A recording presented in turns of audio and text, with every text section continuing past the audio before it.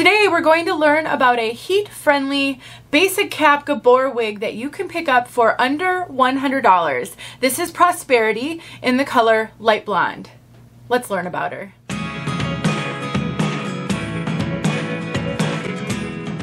Denise. I'm also known as Hey Wig Sister on Instagram and Facebook.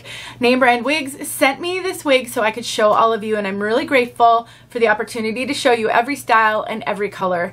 They are a great online retailer. I will make sure there is a link in the description as well as a coupon code that will save you 30%, and that brings the price to this one down to under $100. Let's take a look at this one from all sides.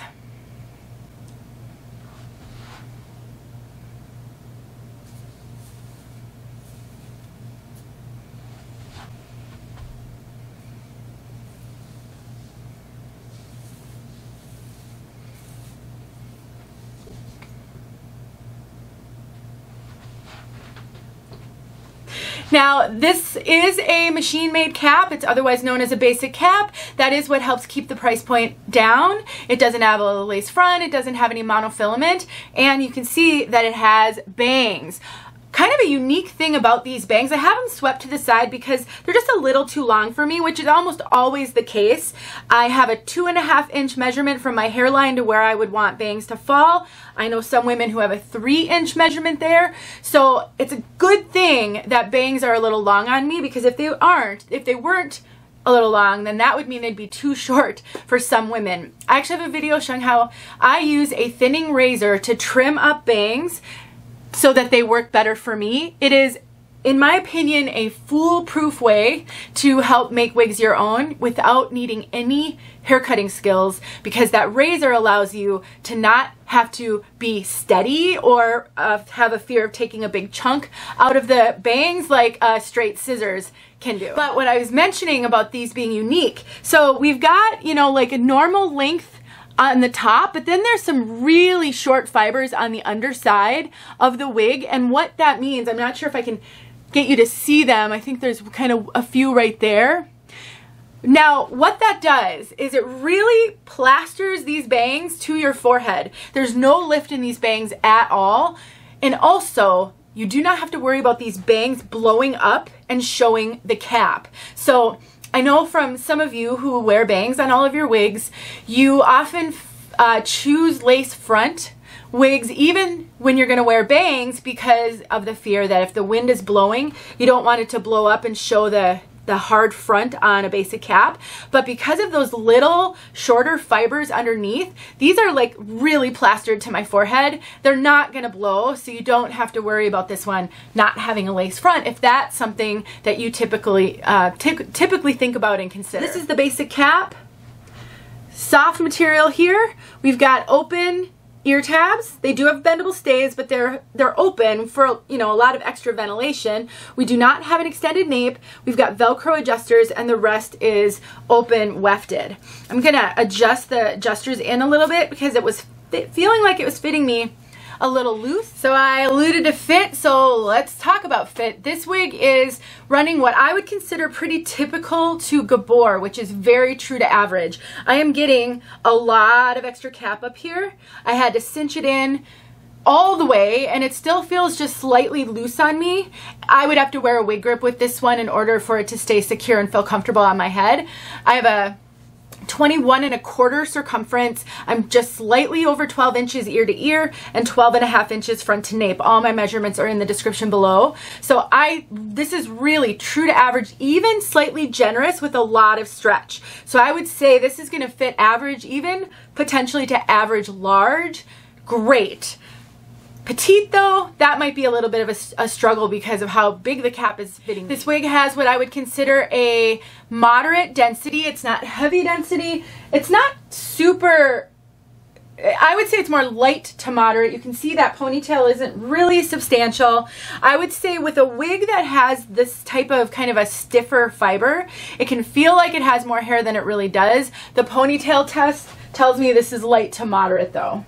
And you could wear this one in a ponytail because of the length that it has. And I love when wigs have like a little bit of face framing layers. I'm getting a little fiber in my eye here because that can really make a wig look natural, and then you could throw it back in a low ponytail. So I do think this one has styling potential. It doesn't have traditional Permatease, which can be really surprising on a basic cap wig, but there is no volume on this. There is crimpy fibers right here, tiny bit of kind of a bump there from the crimpy fibers, but there is no traditional Permatease. You are not getting any volume out of this wig. It is very, very sleek, very straight, very flat to the head. Very flat to the head. I cannot stress that more. If you get overwhelmed by wigs and find them very voluminous, this one isn't going to really overwhelm you, but you're also not going to get any volume in this. So if you need a little bit of volume on the top, I know I hear from many of you who look for that, you're not getting it in this one. So don't ever make an assumption that a basic cap wig must have Permatease, because that's not always the case. And you can't really see any visible Permatease. Crimpy fibers, I should say, right up here, which sometimes you can. So I think they did a really good job of hiding that on this piece as well. And you can see she can tuck. Now tucking really will vary depending on how the wig fits you. You know, if those ear tabs are really low on you, it can be a challenge. And while they are low on me, like I said, this cap seems like it's running really big, and I can actually pull it over my ears if I want to.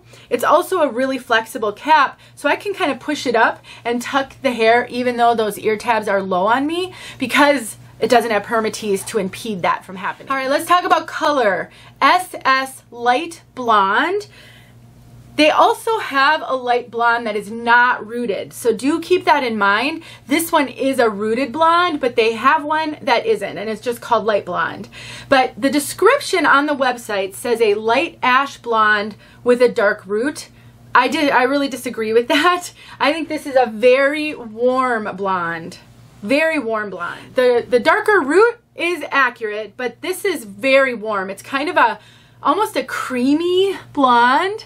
It has some dynamic. It's definitely got like lighter highlights. Can you see that one right there? It has some lighter highlights throughout, and then some darker warm blonde lowlights.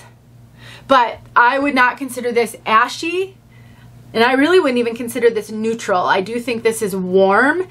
It's sort of a yellow blonde, but I think the yellow of it is really mitigated by how dynamic it is. You can see a lot of that right there. But this isn't an ash blonde, I don't think. And then this root is really warm. I think they did a great job with the root. It isn't like a super long root, but it's a warm root, and it's a pretty decent contrast but from the blonde to the root. So it's a noticeable root. Let's get outside so you can see this color outside. Thanks once again to Name Brand Wigs. They're wonderful, and I would love it if you would check them out the next time you're in the market for a major name brand. See you guys later. All right. Here you go. A lot of bright direct sun on this. See that root there?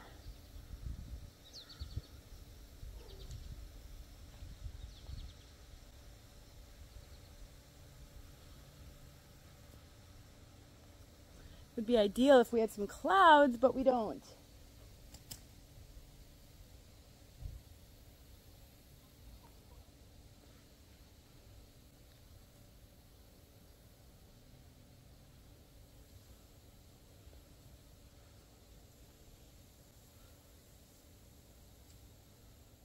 All right, there you go.